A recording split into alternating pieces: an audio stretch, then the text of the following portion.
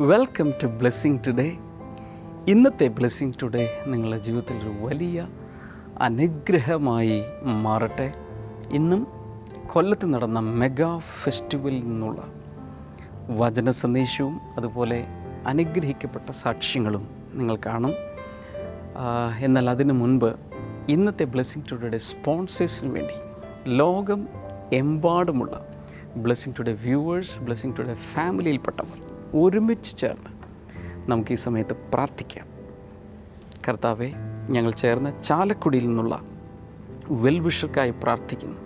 തൻ്റെ മകളുടെ വിടുതലിന് വേണ്ടി ഞങ്ങൾ പ്രാർത്ഥിക്കുന്നു. എല്ലാ കടബാധ്യതകളും യേശുവിൻ്റെ നാമത്തിൽ മാറിപ്പോകട്ടെ. ആ കുടുംബത്തിൻ്റെ മേൽ ദൈവികമായ വലിയ അനുഗ്രഹങ്ങൾ വരേണ്ടതിനായി പ്രാർത്ഥിക്കുന്നു. മരുമകന് വേണ്ടി പ്രാർത്ഥിക്കുന്നു. നല്ല ഒരു ജോലി ലഭിക്കുവാൻ കർത്താവ് സഹായിക്കണമേ. എല്ലാവിധ സാമ്പത്തിക അനുഗ്രഹങ്ങൾക്കും വേണ്ടി ഈ സമയത്ത് പ്രാർത്ഥിക്കുന്നു. Thank you Jesus. Thomas and family, കർത്താവ്, ഞങ്ങൾ ഒരുമിച്ച് അവരുടെ പ്രോപ്പർട്ടി സെയിലിന് വേണ്ടി പ്രാർത്ഥിക്കുന്നു. സമാധാനത്താൽ അവരെ നിറയ്ക്കേണ്ടതിനായി പ്രാർത്ഥിക്കുന്നു. ഈ കുടുംബത്തെ മുഴുവൻ നല്ല ആരോഗ്യം നൽകി സകല അനുഗ്രഹങ്ങളാലും നിറയ്ക്കണമേ എന്ന് ഞങ്ങൾ പ്രാർത്ഥിക്കുന്നു.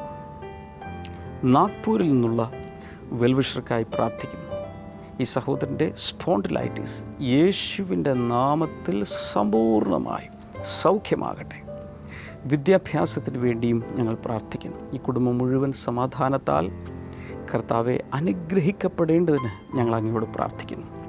ഡൽഹിയിൽ നിന്നുള്ള വെൽവിഷർക്കായി പ്രാർത്ഥിക്കുന്നു. തന്നെയും തൻ്റെ ഭാര്യയും ആരോഗ്യത്താൽ അങ്ങ് നിറയ്ക്കണമേ.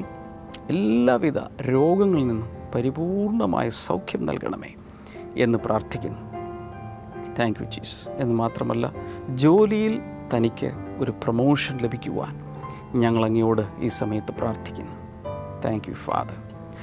അതുപോലെ കർത്താവെ, KE സണ്ണിക്ക് വേണ്ടി പ്രാർത്ഥിക്കുന്നു.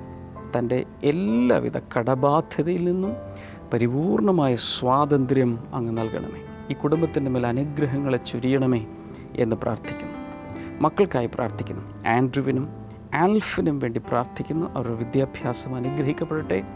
നല്ലൊരു ഭാവി ദൈവത്തിൽ നിന്നും അവർക്കുണ്ടാകട്ടെ. ഇന്നത്തെ ഓരോ സ്പോൺസറേയും കർത്താവ് യേശുവിൻ്റെ നാമത്തിൽ ഞങ്ങൾ ഈ സമയത്ത് അനുഗ്രഹിച്ച് പ്രാർത്ഥിക്കുന്നു. യേശുവിൻ്റെ നാമത്തിൽ തന്നെ, ആമേൻ. ബ്ലെസ്സിംഗ് ഫെസ്റ്റിവൽ ആലപ്പുഴ ജൂലൈ 3 വെള്ളി. സമയം രാവിലെ 10 മുതൽ 1 മണി വരെ. ഐശ്വര്യ ഓഡിറ്റോറിയം, ബോട്ട് ജെട്ടിക്ക് സമീപം, Alappuzha. Blessing festival Perumbavoor July 4 ശനി. സമയം രാവിലെ 10 മുതൽ 1 മണി വരെ. ഫാസ് ഓഡിറ്റോറിയം, കോടതിപ്പടി, പെരുമ്പാവൂർ.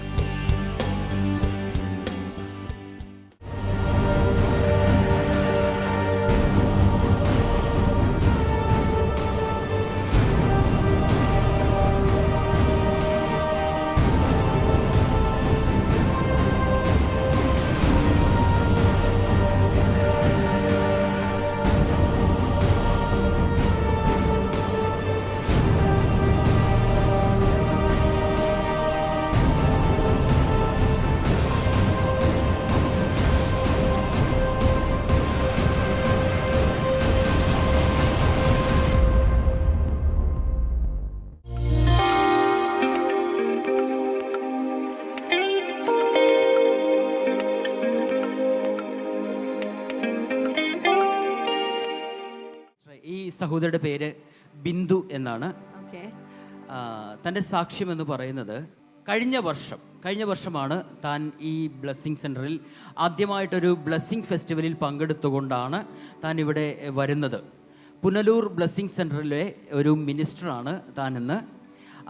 കഴിഞ്ഞ വർഷമാണ് താൻ ആദ്യമായി വരുന്നത്. അന്ന് വരുന്ന സമയത്ത് ശരിക്കും ഒരു ശൂന്യതയിൽ ആണ് താൻ ജീവിച്ചിരുന്നത്. സഹോദരി പറഞ്ഞത്, ശരിക്കും ഹോസ്പിറ്റലിലെ വരാന്തയിലാണ് അന്ന് താനും മകളും കൂടെ രാത്രിയിൽ കിടന്നുറങ്ങിയിരുന്നത്. അതുപോലത്തെ ഒരു അവസ്ഥയിലായിരുന്നു താൻ നിന്നത്. വീടില്ലാതിരുന്നോണ്ടാണ്. ഓ ശരി. അന്ന് ഇവിടെ വന്ന് ഇവർ ആദ്യം ബ്ലെസ്സിങ് ഫെസ്റ്റിവലിൽ പങ്കെടുത്തു. അതിനുശേഷം മുതൽ ബ്ലെസ്സിങ് സെൻറ്ററിൽ വന്ന് ഇവർ ദൈവത്തെ ആരാധിക്കുവാൻ തുടങ്ങി. ഏകദേശം ഒരു 6 മാസം കഴിഞ്ഞപ്പോൾ വീണ്ടും ഒരു ബ്ലെസ്സിങ് ഫെസ്റ്റിവലിൽ വന്നപ്പോൾ ബ്രദർ ഡാമിയൻ സഹോദരിയുടെ തലയിൽ കൈവച്ച് പ്രാർത്ഥിച്ച് അനുഗ്രഹിച്ചു. അന്നു മുതൽ തൻ്റെ അവസ്ഥകൾ മാറുവാൻ തുടങ്ങി. തനിക്ക് ഒരു ജോലി ലഭിച്ചു. ആ ജോലിയിലൂടെ താൻ ഒരു റെൻറ്റഡ് ഹൗസിലോട്ട് താൻ മാറി. തുടർന്നങ്ങോട്ട് തൻ്റെ ആ വീട്ടിലേക്ക് ആവശ്യമായ ഉപകരണങ്ങളെല്ലാം വരാൻ തുടങ്ങി. അവസാനമായി തനിക്കൊരു വാഹനവും ദൈവം കൊടുത്തു. അങ്ങനെ ഈ ബ്ലെസ്സിങ് സെൻറ്ററിൽ സ്ഥിരമായി ആരാധനയിൽ പങ്കെടുക്കുന്നത് നിമിത്തമായി സാമ്പത്തികമായി തൻ്റെ കുടുംബം വളരെ അനുഗ്രഹിക്കപ്പെട്ടു. ദൈവം ഏകാകികളെ ഭവനത്തിൽ വസിക്കുമാറാക്കുന്നു എന്നുള്ള വചനം പോലെ ഭവനം വീട്ടിനകത്ത് താമസിപ്പിച്ചു. ഇപ്പൊ വാഹനം വരെ കൊടുക്കാവുന്ന രീതിയിൽ കഴിഞ്ഞ 1 വർഷം കൊണ്ട് കർത്താവ് അങ്ങ് മാനിച്ചു. ഹല്ലേലൂയ. അടുത്തിരിക്കുന്ന ആളുടെ കൈക്ക് പിടിച്ച് കുലുക്കിയിട്ട് പറഞ്ഞേ, യേശുവിനെ കിട്ടിയ എല്ലാം കിട്ടി. പറഞ്ഞേ, യേശുവിനെ കിട്ടിയാൽ എല്ലാം കിട്ടി. അടുത്ത കാര്യം പറയൂ. അങ്ങനെ പോയിക്കൊണ്ടിരിക്കുമ്പോഴാണ് ഈ ജാനുവരി മാസം, ഈ 2015 ജാനുവരി മാസം ഒരു 26-ാം തീയതി മുതൽ തൻ്റെ വയറിന് പെട്ടെന്നൊരു വേദന തുടങ്ങി. ഒപ്പം തന്നെ ബ്ലീഡിങ്ങും തുടങ്ങി. അങ്ങനെ പോയിക്കൊണ്ടിരുന്ന 3-ാം ദിവസം ഈ വയറുവേദന മാറിയില്ല. 3-ാം ദിവസം ഡോക്ടറെ പോയി കണ്ടപ്പോൾ ഡോക്ടർ ഇപ്പോൾ ചെക്കപ്പ് നടത്തിയിട്ട് പറഞ്ഞു, വയറിൽ മുഴുവനും വ്രണങ്ങളാണ്. അതൊരു പക്ഷേ ക്യാൻസറിൻ്റെ സിംറ്റം ആവാൻ സാധ്യതയുണ്ട്. അതുകൊണ്ട് നന്നായിട്ടൊരു ചെക്കപ്പ് കൂടെ നടത്തണമെന്ന് പറഞ്ഞു. എൻഡോസ്കോപ്പി സ്കാനിങ്ങിലൂടെ താൻ പോയി. ഡോക്ടർ അത് ചെക്കപ്പ് ചെയ്ത് കഴിഞ്ഞിട്ട് പറഞ്ഞു, ഇത് ക്യാൻസറിൻ്റെ ഒരു ആരംഭമാണ് എന്നുള്ള രീതിയിൽ പറഞ്ഞു. ഇത് പറഞ്ഞ സമയത്ത് അതിനിടയ്ക്ക് ഒരു ദിവസം ഈ ബ്ലീഡിങ് നിൽക്കുന്നുണ്ടായിരുന്നില്ല. എറണാകുളം ബ്ലെസ്സിങ് സെൻറ്ററിൽ മിനിസ്റ്റേഴ്സ് ട്രെയിനിങ്ങിന് വേണ്ടി സഹോദരി അവിടെ വന്ന സമയം ക്ഷമ സിസ്റ്ററെ കണ്ട് പ്രാർത്ഥിച്ചു എന്നാണ് പറയുന്നത്. ആ സമയം പ്രാർത്ഥിച്ച ആ നിമിഷം മുതൽ തൻ്റെ ബ്ലീഡിങ് നിന്നു. പിന്നീട് അങ്ങോട്ട് ബ്ലീഡിങ് ഉണ്ടായിട്ടില്ല എന്നാണ് പറഞ്ഞത്. ആ നിമിഷം തന്നെ ബ്ലീഡിങ് പൂർണ്ണമായിട്ടും നിന്നു. പക്ഷേ വയറിലെ വേദന കണ്ടിന്യൂ ചെയ്തുകൊണ്ടിരുന്നു. അതിനുശേഷം താൻ വീണ്ടും ഒരു ഹോസ്പിറ്റലിൽ ചെന്നു. ആ ചെക്കപ്പ് നടത്തിയപ്പോൾ ആ ഡോക്ടേഴ്സ് പറഞ്ഞു, ഇത് ക്യാൻസറിൻ്റെ ആരംഭമാണ്, ട്രീറ്റ്മെൻറ്റ് ആവശ്യമുണ്ട് എന്ന് പറഞ്ഞു. അങ്ങനെ പോയിക്കൊണ്ടിരിക്കുമ്പോഴാണ് കൊട്ടാരക്കര ബ്ലെസ്സിങ് ഫെസ്റ്റിവൽ വരുന്നത്. കൊട്ടാരക്കരയിലെ ബ്ലെസ്സിങ് ഫെസ്റ്റിവലിൽ താൻ പങ്കെടുക്കുകയും ബ്രദർ ഡാമിയനോട് ഈ വിഷയം പറഞ്ഞ് താൻ പ്രാർത്ഥിക്കുകയും ചെയ്തു. സഹോദരി പറഞ്ഞത്, ആ പ്രാർത്ഥിച്ചു കഴിഞ്ഞതിന് ശേഷം പിന്നീട് വയറിൽ വേദനയും ഉണ്ടായിട്ടില്ല. പൂർണ്ണമായിട്ടും ആ വേദന മാറി. കർത്താവിനെ സ്തുതിക്കാമോ? തൻ്റെ ആ ചെക്കപ്പിൻ്റെ റിസൾട്ടൊക്കെ തൻ്റെ കയ്യിലുണ്ട്. ആ ഡോക്ടേഴ്സ് നടത്തി കൊടുത്ത എല്ലാ ചെക്കപ്പിൻ്റെയും വയറിലെ വ്രണങ്ങളുടെയൊക്കെ ചെക്കപ്പ് ഡീറ്റെയിൽസ് ആണ് കാണുന്നത് മുഴുവനും. എല്ലാം വ്രണങ്ങളാണ്. ഇത് നല്ലൊരു സ്കാനാണ്. ചുമന്നിരിക്കുന്ന ഭാഗങ്ങളെല്ലാം തന്നെ വ്രണങ്ങളാണ്. പക്ഷെ ഇവിടെ നിന്നാണ് കർത്താവ് തന്നെ സൗഖ്യമാക്കി വീണ്ടും ഡോക്ടേഴ്സ് പറഞ്ഞു. അപ്പോൾ അത് കഴിഞ്ഞിട്ട് ഒരു ബയോപ്സി ചെക്കപ്പിന് വേണ്ടി താൻ ചെയ്തു. ആ ബയോപ്സി ചെക്കപ്പിൻ്റെ റിസൾട്ട് വന്നു കഴിഞ്ഞപ്പോഴേക്കും അവർ പറഞ്ഞത് ക്യാൻസറിൻ്റെ ഒരു ലക്ഷണവുമില്ല, ഇത് സാധാരണ കുരുക്കൾ മാത്രമാണെന്നാണ് അവർ പറഞ്ഞത്. Praise God. കൈകൾ അടിച്ച് കർത്താവിനെ സ്തുതിച്ചാലോ? ഹല്ലേലൂയ. കർത്താവ് അത്ഭുതങ്ങൾ ഈ മകൾക്ക് വേണ്ടി ചെയ്തിരിക്കുകയാണ്. കൈകൾ നീട്ടി ഈ മകളെ ഒന്ന് അനുഗ്രഹിച്ച് പ്രാർത്ഥിക്കാമോ? കർത്താവെ, ഞങ്ങൾ അനുഗ്രഹിച്ച് പ്രാർത്ഥിക്കുന്ന അങ്ങ് കൊടുത്ത വലിയ വിടുതലിനായി നന്ദി, സൗഖ്യത്തിനായി നന്ദി. അങ്ങയുടെ മഹത്വം അതിശക്തിയോടെ തന്നെ ഈ മകളുടെ മേൽ ഇനിയും വന്നു ചേരട്ടെ. ഒത്തിരി പേരെ രോഗക്കിടക്കിയിൽ നിന്ന് എഴുന്നേൽപ്പിച്ചു വിടാനുള്ള അധികാരത്തിൻ്റെ ശുശ്രൂഷ നൽകി മാനിക്കണമേ എന്ന് പ്രാർത്ഥിക്കുന്നു, യേശുവിൻ്റെ നാമത്തിൽ തന്നെ. ആമേൻ, ആമേൻ.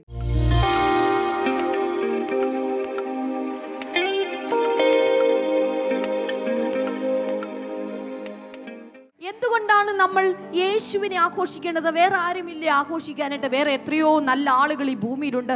എന്തുകൊണ്ട് യേശുവിന് നമ്മൾ ആഘോഷിക്കണം, അല്ലെങ്കിൽ യേശുവിനോടൊപ്പം നമ്മൾ ആഘോഷിക്കണം? കാരണം ഒരു രാജ്യം ഒരു യുദ്ധത്തിന് പോകുമ്പോൾ ആ രാജ്യത്തിൻ്റെ യുദ്ധം നയിക്കുന്നത് അവിടുത്തെ രാജാവായിരിക്കും.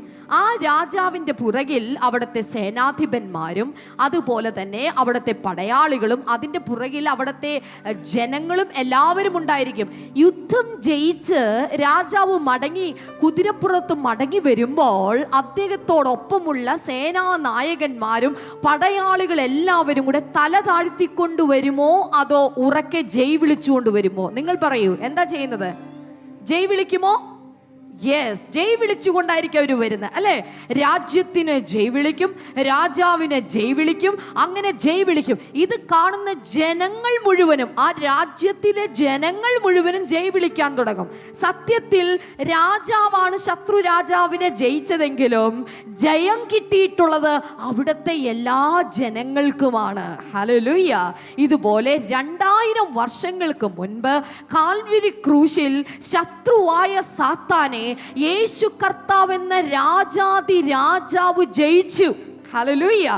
അവൻ ജയം ഏറ്റെടുത്തത് കൊണ്ട് അവൻ്റെ മക്കളായ നമുക്കും ആ ജയം കിട്ടിയിരിക്കുകയാണ്. അതുകൊണ്ട് നമ്മൾ അവൻ്റെ രാജ്യത്തിനും അവനും ജയ് വിളിക്കണം. എത്ര പേർക്ക് മനസ്സിലായി? ഒരു ഹല്ലേലൂയ പറയാമോ? ഹല്ലേലൂയ. അതുകൊണ്ടാണ് യേശുവിനെ ആഘോഷിക്കണം എന്ന് പറയുന്നത്. യുദ്ധം ജയിച്ചു വരുന്ന ആളുകൾക്ക് ഒരു വലിയ ആർപ്പുണ്ട് അല്ലേ. നമുക്ക് സാധാരണ കല്യാണ വീടുകളിലൊക്കെ നമ്മൾ ആർപ്പിടുന്ന കേട്ടിട്ടുണ്ട് അല്ലേ. ചില പ്രത്യേക മുഹൂർത്തങ്ങളിലൊക്കെ ആർപ്പിടാറുണ്ട്. എത്ര പേര് ആർപ്പിട്ടിട്ടുണ്ട് ഇതിന് മുൻപൊക്കെ? വീടുകളിലൊക്കെ ആർപ്പിട്ടിട്ടുള്ള ആളുകൾ, ചില ആളുകളുടെയൊക്കെ കൈ ഉയരുന്നുണ്ട്. ഹല്ലേലൂയ. അപ്പോൾ അങ്ങനെ ആർപ്പിടുന്ന, സന്തോഷം കൂടുമ്പോഴാണ് ആർപ്പിടുന്നത്. ഒരു കാര്യം ഞാൻ പറയാം, യേശു കർത്താവ് നമ്മുടെ അടുക്കലുള്ളപ്പോൾ നമ്മൾ ആർപ്പിടണം. കാരണം ബൈബിൾ പറയുന്നു, രാജാവുള്ളിടത്ത് രാജകോലാഹലമുണ്ട്. ഒരു രാജാവ് നടന്നു വരുമ്പോൾ ആളുകൾ എല്ലാവരും കൂടെ മിണ്ടാതിരിക്കുകയല്ല, മറിച്ച് രാജാവ് നീണാൾ വാഴട്ടെ, രാജാവ് നീണാൾ വാഴട്ടെ, രാജാവ് ജയിക്കട്ടെ, ഇന്ന ഇന്ന ഇന്ന കുറെ പേരുകളൊക്കെ പറഞ്ഞിട്ട് ഇന്ന മഹാരാജാവ് വാഴട്ടെ എന്ന് പറഞ്ഞുകൊണ്ടുള്ള വലിയ ശബ്ദം രാജാക്കന്മാരുടെ കാലഘട്ടത്തിൽ ഉണ്ടായിരുന്നു. അങ്ങനെയെങ്കിൽ നമുക്കും ഒരു രാജാവുണ്ട്. അല്ല, ഒരു രാജാക്കന്മാരുടെ മേലുള്ള ഒരു രാജാതി രാജാവുണ്ട്. അത് യേശു കർത്താവാണ്. യേശു വരുമ്പോഴും തൻ്റെ മക്കൾ, തൻ്റെ പ്രജകൾ അവനെ ആർപ്പിടണം. ഹല്ലേലൂയ. ഇന്ന് നമ്മുടെ നടുവിൽ യേശു കർത്താവുണ്ട്. എത്ര പേർക്ക് വിശ്വാസമുണ്ട് യേശു ഉണ്ടെന്ന്? നിങ്ങളുടെ തൊട്ടരികിൽ ഒരു മനുഷ്യ സ്ത്രീയോ ഒരു മനുഷ്യനോ ആയിരിക്കും ഇരിക്കുന്നത്, പക്ഷേ അതിനിടയിൽ യേശു കർത്താവ് നിങ്ങളുടെ അടുക്കൽ ഇരിക്കുന്നുണ്ട്. യേശുവിൻ്റെ തൊട്ടടുത്തുണ്ട് എന്ന് മനസ്സിലായിട്ട് യേശുവിനൊരു വലിയ ജയം പറയാമോ? ഉറക്കൊരു ഹല്ലേലൂയ. ഇന്ത്യക്കൊരു ജയം കിട്ടുമ്പോൾ ഇന്ത്യക്കാരൻ എന്നുള്ള രീതി നമുക്കൊരു അഭിമാനമുണ്ട് എന്ന് പറഞ്ഞ പോലെ ആത്മീകമായ കാര്യത്തിൽ നമ്മളൊരു രാജ്യത്തിലാണ്. അതിൻ്റെ പേരാണ് ദൈവരാജ്യം. ഉറക്കെ പറയാമോ? അല്പം കൂടെ ഉറക്കെ പറയാമോ? ദൈവരാജ്യം. ദൈവരാജ്യത്തിനകത്ത് എപ്പോഴും സന്തോഷമാണുള്ളത്. ആഹാ. സാധാരണ രീതിയിൽ പാർട്ടികളിൽ ചെല്ലുമ്പോൾ അവിടെ ഭക്ഷണങ്ങൾ നന്നായിട്ടുണ്ടായിരിക്കും. ഏതെങ്കിലും ഒരു പാർട്ടി ചെല്ലുമ്പോൾ, കല്യാണത്തിന് ചെല്ലുമ്പോൾ അവിടുത്തെ ഭക്ഷണത്തിൻ്റെ മെനു കാണുമ്പോൾ വളരെ വിശാലമായ ഭക്ഷണ മെനു ഉണ്ടെങ്കിൽ എന്തൊരു സന്തോഷമാണ് നമുക്കല്ലേ. ഇത്രയും ഭക്ഷണങ്ങളുള്ള ഇത്രയും വലിയ കല്യാണത്തിനാണല്ലോ ഞാൻ പങ്കെടുത്തത് എന്നോർക്കുമ്പോൾ വലിയ സന്തോഷമുണ്ടാകാറുണ്ട്. കൂടുതൽ പാനീയങ്ങളുണ്ടെങ്കിൽ വലിയ സന്തോഷമുണ്ടാകാറുണ്ട്. എന്നാൽ ഓർക്കുക, ദൈവരാജ്യ സന്തോഷം എന്നുള്ളത് ഭക്ഷണ കാര്യത്തിലല്ല, പാനീയ കാര്യത്തിലല്ല.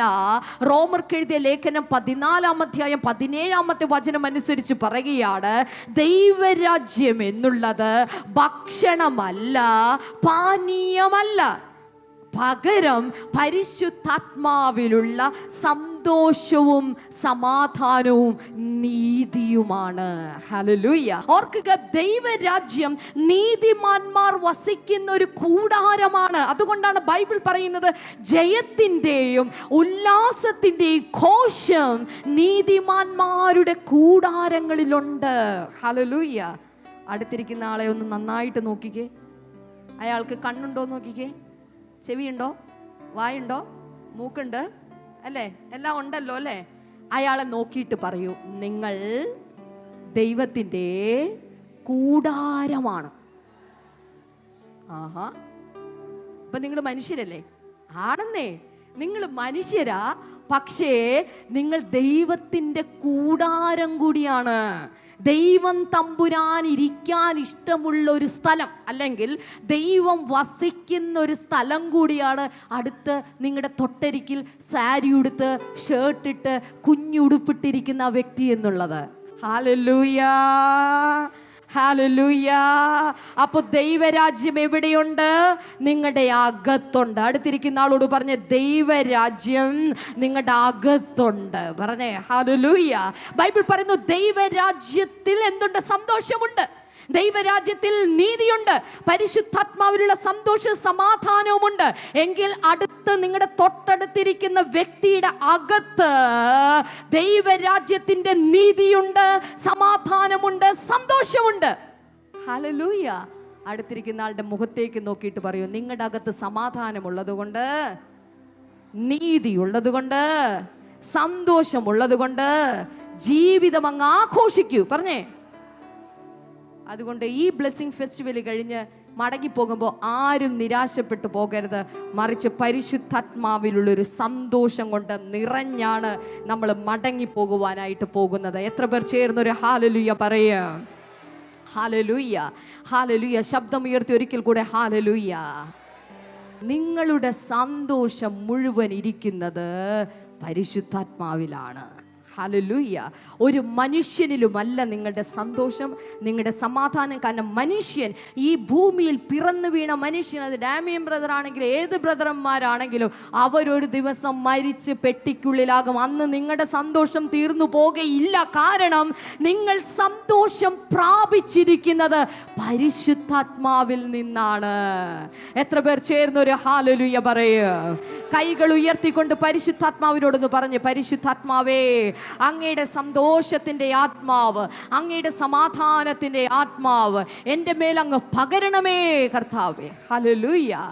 പരിശുദ്ധാത്മാവ് നമ്മുടെ ജീവിതത്തിൽ വരുമ്പോഴാണ് നമുക്ക് യഥാർത്ഥ സന്തോഷം ഉണ്ടാകുന്നത്. പരിശുദ്ധാത്മാവിനെ നമ്മൾ പ്രാപിച്ചു കഴിഞ്ഞാൽ പിന്നെ നമ്മുടെ ജീവിതം സത്യം പറഞ്ഞാൽ കുശാലായി.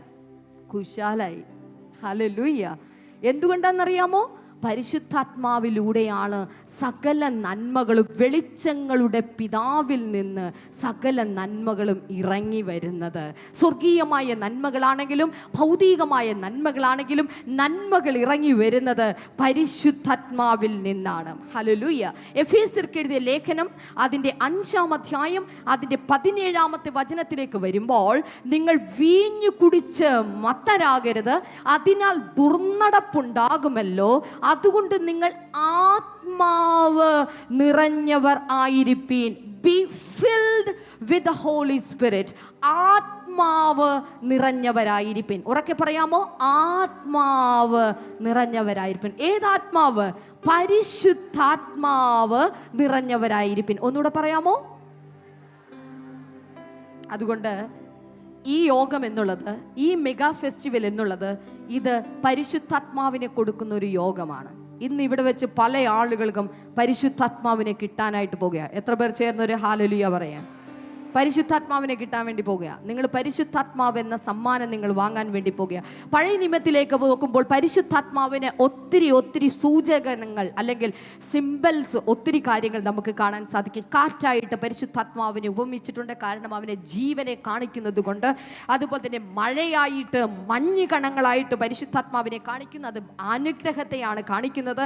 പ്രാവിന്റെ രൂപത്തിൽ പരിശുദ്ധാത്മാവ് ഇറങ്ങി വന്നതായിട്ട് യേശുവിന്റെ സമയത്ത് കാണുന്നുണ്ട്. അഗ്നി നാവ് പോലെ പരിശുദ്ധാത്മാവ് ഇറങ്ങി വന്നു ദൈവത്തിന്റെ അഭിഷേകത്തെ കുറിച്ച് പറയുന്നുണ്ട്. സത്യത്തിൽ പരിശുദ്ധാത്മാവ് ആരാണ്? അവനൊരു കാറ്റാണോ? അവൻ പ്രാവാണോ? മഴയാണോ? എണ്ണയാണോ? എല്ലാവർക്കും സംശയം ഉണ്ടാവാറുണ്ട്. അടുത്തിരിക്കുന്ന ആളോട് പറഞ്ഞാൽ പരിശുദ്ധാത്മാവ് ഒരു വ്യക്തിയാണ്. പറഞ്ഞേ, പരിശുദ്ധാത്മാവ് ഒരു വ്യക്തിയാണ്. ഹല്ലേലൂയ. ആദ്യ കാലഘട്ടങ്ങളിൽ, ഭൂമി ഉണ്ടായതിനു ശേഷമുള്ള കാലഘട്ടങ്ങളിൽ, യേശുവിന് മുൻപുള്ള കാലഘട്ടങ്ങളിൽ യഹോവ എന്ന നാമത്തിൽ പിതാവാം ദൈവം മനുഷ്യരുടെ ഇടയിൽ പ്രവർത്തിച്ചു. എന്നാൽ 33.5 വർഷങ്ങൾ പുത്രനായ യേശു ക്രിസ്തുവാണ് മനുഷ്യരുടെ ഇടയിലേക്ക് വന്നത്. എന്നാൽ യേശു ക്രിസ്തു സ്വർഗാരോഹണം ചെയ്തു പോയതിന് ശേഷം മനുഷ്യരോട് കൂടെയിരിക്കുവാൻ വേണ്ടി ദൈവം നൽകിയിരിക്കുന്ന ആത്മാവാണ്, അഥവാ ദൈവമാണ് പരിശുദ്ധാത്മാവ്. കൈയൊന്നുയർത്തി കണ്ണുകൾ അടച്ചിട്ടൊന്ന് പറഞ്ഞേ, പരിശുദ്ധാത്മാവേ. ഒന്ന് വിളിച്ചേ, പരിശുദ്ധാത്മാവേ ഒന്ന് വിളിച്ചേ. ഹല്ലേലൂയ. കൈകൾ താഴെയിട്ടാലും.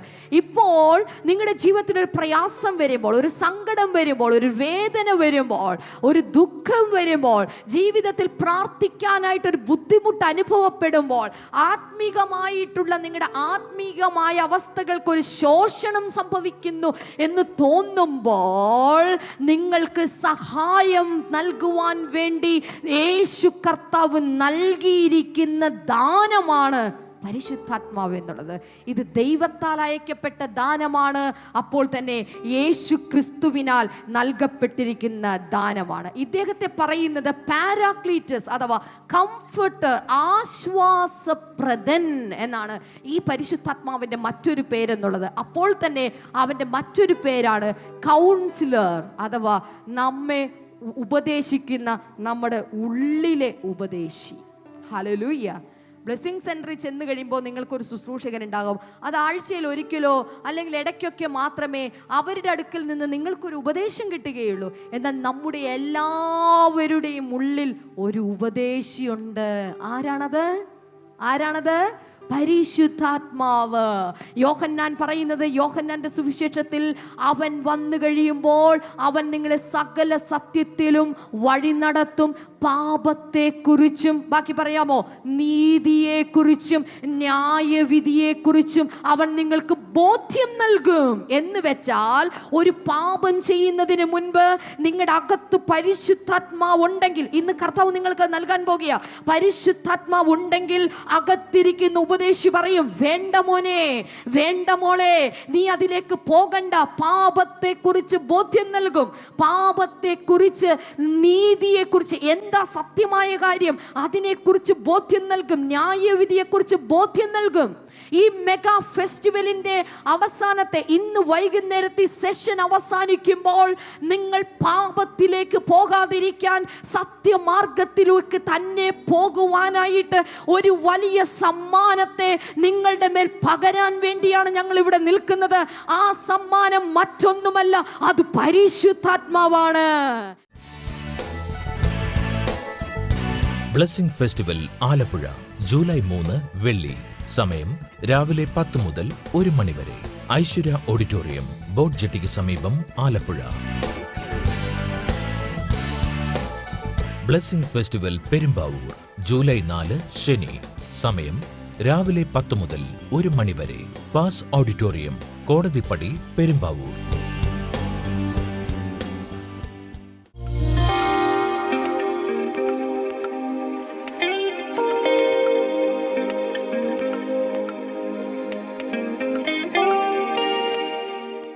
ഈ സമയത്ത് വീണ്ടും നമുക്ക് ഒരിക്കൽ കൂടെ പ്രാർത്ഥിക്കാം. നല്ല കർത്താവേ, ഇന്ന് ഈ ബ്ലെസ്സിംഗ് ടുഡേ കാണുന്ന ഓരോരുത്തരെയും കർത്താവെ അദൃശ്യമായ അങ്ങയുടെ കരങ്ങൾ നീട്ടി അങ്ങ് തൊടണമേ എന്ന് പ്രാർത്ഥിക്കുന്നു. അപ്പസ്തോല പ്രവൃത്തികൾ 4:30 ഞങ്ങൾ വായിക്കുന്നത് പോലെ സൗഖ്യമാക്കുവാൻ അങ്ങയുടെ കരം അങ്ങ് നീട്ടിയിരിക്കാൻ നന്ദി പറയുന്നു. ചില കിടപ്പ് രോഗികളെ നാളുകളായി കിടപ്പിലാണ്, പക്ഷെ കർത്താവ് തൊട്ട് ഒരു സൗഖ്യം നൽകുകയാണ്. യേശുവിൻ്റെ നാമത്തിൽ ദൈവിക സ്പർശനം നിങ്ങൾ അനുഭവിക്കുന്നുണ്ടെങ്കിൽ, കിടപ്പ് രോഗികളോടാണ് ഞാൻ സംസാരിക്കുന്നത്, ഒരുപക്ഷെ ഹോസ്പിറ്റലിലോ ഭവനത്തിലോ എവിടെയും ആയിക്കോട്ടെ, ദൈവിക സ്പർശനം നിങ്ങളുടെ ശരീരത്തിൽ അനുഭവിക്കുന്നുണ്ടെങ്കിൽ എഴുന്നേൽക്കുക. കർത്താവ് നിങ്ങളെ സൗഖ്യമാക്കുന്ന വിശ്വാസത്തോടെ, in the mighty name of Jesus. അപ്പോൾ തന്നെ നടക്കുവാൻ ബുദ്ധിമുട്ടായിട്ട് വാക്കർ ഉപയോഗിച്ച് നടക്കുകയോ അല്ലെങ്കിൽ ക്രച്ചസ് ഉപയോഗിക്കുകയോ ചെയ്യുന്ന വ്യക്തികളെ കർത്താവ് സൗഖ്യമാക്കുന്നു.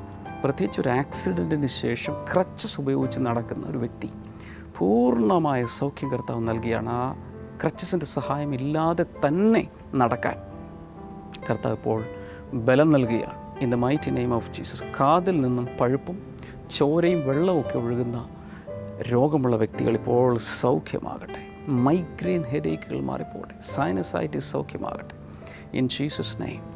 അതുപോലെ നട്ടലിൻ്റെ രോഗം യേശുവിൻ്റെ നാമത്തിൽ സൗഖ്യമാകട്ടെ. ബ്ലഡ് ക്യാൻസർ സൗഖ്യമാകട്ടെ. അതുപോലെ HIV പോസിറ്റീവായ എയ്ഡ്സ് രോഗികൾ യേശുവിൻ്റെ നാമത്തിൽ സൗഖ്യമാകട്ടെ. ക്ഷയരോഗം മാറിപ്പോട്ടെ.